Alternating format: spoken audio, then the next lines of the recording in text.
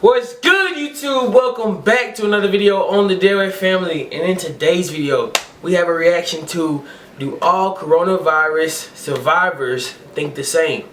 My mom is a coronavirus survivor. That's a big thing. That's a big thing in 2020 because everybody don't make it out. But I just saw this video on Jubilee and I wanted to see, my mom's reaction. Basically what Jubilee does, it's either you strongly agree or you strongly disagree. This video is 19 minutes long. We're gonna skip the intro. I'm gonna get straight to the gist. Go down, hit the subscribe button, hit the like button. 50 likes, I need 50 likes on this video. Go cop the merch, it's still out on teespring.com. Link in the description. Enough with all the talking. Let's get straight into the video. Deh.Weh, Deh.Weh, Deh.Weh, Deh.Weh, Deh.Weh.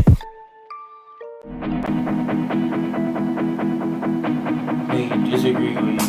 Hi, my name is Angela Sun. I'm in Los Angeles, California, and I am a journalist and documentary filmmaker. Hi, I'm Pascal, and I live in Luxembourg in Europe. Hi, I'm Joe. I'm in Los Angeles, California, and I create YouTube videos. Hi, I'm Carmen. I'm an integrative medical doctor and health coach, and I'm based in Durban, South Africa. What's your name? Hi, my name is Jennifer Guyton. I'm from Ripley, Mississippi, and I am a COVID-19 survivor. Thank you, Lord. I thought I would die from coronavirus. 3, 2. I was bad sick. Can I say I thought I would die? I wanted them to put me in the hospital. I wanted to go eat. That's not the question. Did I think I was going to die? Do you agree that you thought? Do you disagree? I don't know. I just didn't think I would. I'm not going to say I thought I was going to die. No. So you did. No. 2, 1, go. I never get sick, and then all of the symptoms just hit you at once and they don't stop, and it gets worse and worse and worse. I've never lost my vision before like that. I've never been so weak before in my life. And like even my girlfriend, she thought that she was gonna come in and I was just gonna be laying there. Especially at the beginning, it was a very scary experience. I didn't think I was going to die, but when I had to go to the emergency room, and I'll never forget, I had such a problem breathing. I really got concerned at that point that I was suddenly going to get much, much worse and end up on a ventilator. You guys, I'm so sorry to hear that you were so sick. Oh my goodness, that's terrible. I had symptoms. The weakness really was the thing that bothered me. And then you kind of always have this thing in your mind, like, is this going to get worse? Is this going to get worse? And then just day by day started getting better and better. And I was like, wow, I couldn't believe. I didn't have a fever. I didn't have the shortness of breath. None of that stuff. Once I turned the corner, I definitely knew that I was over the worst. Coronavirus has prompted racism and xenophobia. 3, 2, 1, go. The people who... Yeah, it is. Racism and what? Xenophobia. What? It ain't about race, that's for sure. Black, white, any of us can get it. Mexican, it don't matter. And it's hard on, just depends on, I guess, your body. Pre-existing conditions or, your immune system. Some people have, like she said, she didn't have a fever or anything. Every day for a week to 2 weeks I ran a fever and I was just sitting still. Fever could be normal, sit down for 30 minutes, fever is back up. So I don't think it had anything to do with race.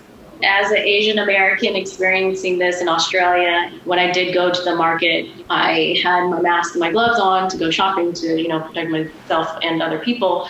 I had someone take pictures of me and they're all staring at me and I'm just like, let me just get out of here, let me just get out of here. So I'm from the Bay Area. So I was hearing these stories firsthand from friends who were being spat on, yelled at, called names. I've seen a lot of the videos and I've seen about the stabbing in Texas. Okay. And so I think it's such a regression from where we were moving forward to, which was the bridging of cultures.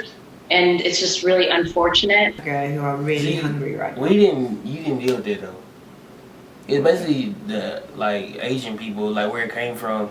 People was making fun of them, like they had it or something. Right.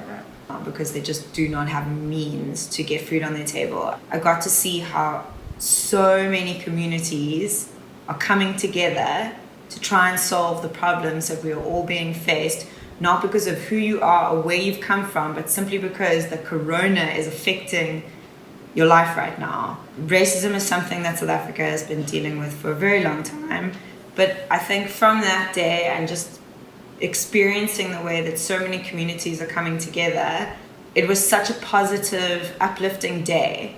And so I think that, it's difficult to say, is it really truly a racism thing? Or is it just a response to fear? And maybe corona infection looks a certain way to certain people, and maybe that's highlighting some of the underlying discrimination that was perhaps already there. People have gotten beat up simply because they're Asian.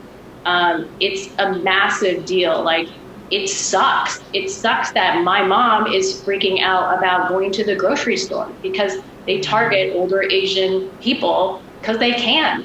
I infected someone else with the virus. 3, 2, 1. That's in the middle. So you say no? I just say I can't say. Well, you really don't even know. I don't know that I infected someone else because I went a whole week and a half before they even tested me. I was around you all, you, Amber, Zay, and your dad, before they even said, yes, you're positive. I mean, I went through a whole week of just running fever, going to the doctor, diarrhea, just sick, aching all over, didn't know why. I mean, that's why they disagree. You really don't even know. Right. I think. I definitely gave it to my girlfriend. She was taking care of me, and she starts feeling even worse than I was. It was just nuts to see, like, the person-to-person transfer of how, like, I had it pretty bad and then she had it worse, and, like, she had migraines and headaches for, like, 3 weeks, 4 weeks. We have a downstairs basement, and I went into corona quarantine for 2 weeks. We have 5 kids altogether. We had a 4-week-old baby who I actually still haven't picked up. It's actually very sucky. Because I get to get near him, and I've tested negative twice now from my nose, but we're really a little concerned, so I don't pick up the baby, which sucks, because he's my 3rd son, and I don't get to see him, but you don't have to change his diaper either, so there's My country has handled COVID-19 better than other countries. you're right. I just think they did the best they could do. I mean, in some ways, I don't think so, because I guess the answer is no. Because a lot of things they shouldn't have opened up as fast. The schools, the stores, and there's more people getting affected, and we still, no. Because even wearing masks, even in your own hometown, we just got that in the last, month that we have to, so. Yes, the answer is I disagree. 3, 2, 1, go. So I kind of agree for my country. I know that we went on lockdown, we weren't allowed to go out. The government sent us free masks over when all the masks were unavailable. We get free tests as well. We get serology tests, so to see if we're immune or not. So we're doing a lot here, but I only know from this place, but I don't know from the other places. So I would like to hear what's going on in the world. From the perspective of experiencing it in Australia, at the time, I felt like my rights were being infringed on a bit because I was literally put in a hospital isolation. All my other friends who had it were just told to stay home and quarantine and isolate for 14 days. We were told we would get a fine, like a hefty fine if we even tried to leave or anything. From my Australian friends' perspective and other people's perspective, from a place that has universal healthcare, they were thinking, wow, she's getting the treatment that she needs, and I can't believe they're doing above and beyond for a foreigner. And I mean, I feel proud of the way that my president has been addressing us and handling this, but at the same time, I've got a lot of questions about what's going on and why certain decisions are being made. Has blown COVID-19 out of proportion. 3, 2, 1. No, I don't know what happened. I don't know, when I had it, every time I turned the TV on, that's the first thing I heard. It's just coronavirus. You know, I don't know. Has the media blown it up? We needed to know, but that's in anything, they blow it up, really. But we need to know, we need to take it more seriously, you know? We really need to take this thing seriously, but a lot of people will not take this serious until it affects their own family. I don't know, I'm just in between on that one. Angela, I just want to say, this is not in any way to attack you as a journalist, but I would say that some of the panic that started in the beginning, I really thought the press was a little irresponsible. My patients are terrified that everybody is just going to die, and this is going to be it, and it's going to be 15th century or 12th century Europe. And there was one famous magazine, and the line was, "This is how Corona is going to kill you." I think there's just no balance as far as everyone's just trying to get like the worst, because that's what's going to get the most clicks. I've been documenting my whole story from the beginning and posting on Facebook and YouTube, and the #1 response is, "Thank you for sharing that, like, you can heal, you can be better." Like, I filmed us going to the drive-through line getting tested. They're like, "Oh my God, this is happening." Whereas like everyone's just seeing like, "Oh, this is the hospital room, this is where people are dying." Trend, and I think now a little bit more than usual, for like clickbaity stories. But I think that there are some responsible media outlets and responsible journalists out there. I think that's a difficult one to try and balance. I support stay-at-home orders. 3, 2. I agree. I mean, I probably don't stay home as much as I should, you know. None of us do. No, but I do agree. They should have maybe kept a curfew on us. Stay-at-home orders, yes, because I'm telling you, it's still out there and there's still people getting sick from it. 1, go. Everybody needs to wear masks. Everybody needs to social distance. And everyone needs to be sensible about this. And if we do that, I think on a limited fashion, we can get on, and a lot of industries that are able to start moving forward can move forward. There was such an obvious reduction when we had social distancing. I don't think we all need to be at home, though. I think we can go out. It depends on how we do that. It's just, I think you just need to be smart with what you're doing. 2 days ago was the first time I went out in public. I went to the bank, and there was just one guy without a mask, and just seeing him walk by me was like terrifying. For the virus, and apparently I'm not immune anymore. So I think we should continue to be very careful and stay at home. I think it's a good idea.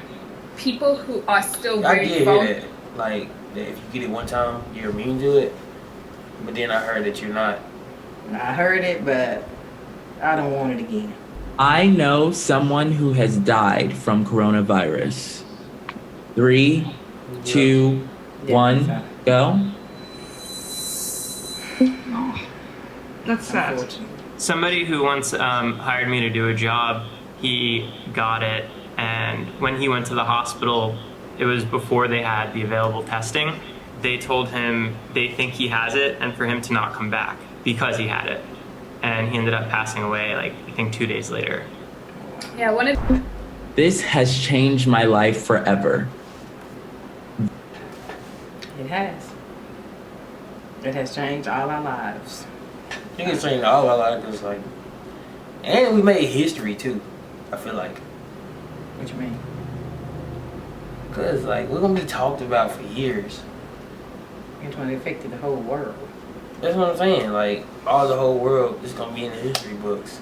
Well, you know, it's something for your children to read about and know about. And I mean, it changed our lives. We have to wear, we don't know how long, we're gonna have to wear a mask every day. We're gonna have to stay 6 feet from each other. We can't greet each other with that brotherly, sisterly hug. And it changed a lot of our lives from the ones that we lost. Where kids are, at one point when they would go back to school after spring break. You know, and parents are being forced to homeschool their kids, where there's some that just don't have no choice but to send them to school. You know, so. And then like, I know it changed our life because I ain't never wanted to go back to school so bad. Like all these kids too. Like any other time, we would love to be out of school. You know. Right. So like, I mean, yeah. That's a strong agreement. 3, 2, 1, go. I have been in quarantine with my parents and I'm now in lockdown with my parents, and a quality time that I've been able to spend with my family I would never have been able to spend, and I value this time so hugely. That's changed me for the positive. I was able to give one bag and the nurses were treating me like I was like God's gift. You are my friend. Each bag can save 4 people, and they're saying that they're seeing results literally the next day where people are turning around like 100%, and that's just like the most fulfilling thing to really hear. I have like my next appointment in a couple weeks, and you're able to give it every month. So if anyone has it or anyone watching, you can help out and give it up. You know, I think this pandemic has brought the best and the worst out of people. The thing that I grab towards is that we're in it together. Wherever you are in the world, we're all going through the same thing. And that is a wrap. Thank you. That's it. I want to show everybody my t-shirt, but Well, I'm not following. I ain't need to read with you. Well, I think it was a good video. Well, I just saw that on Jubilee's page, and I wanted my mom to react to it and give her thoughts and stuff. So hopefully you guys enjoyed this video. I ain't really talk much. I just let her do all the talking because she's experienced it and I ain't did nothing. So I just let her talk. Hopefully you guys enjoyed this video. Get this video to 50 likes. Every week we grind at least 2 to 3 videos a week. And hope y'all enjoyed the video. Until next time, stay motivated, stay positive. Remember what I always say? Thanks for supporting the Deh.Weh family. And we out. Peace.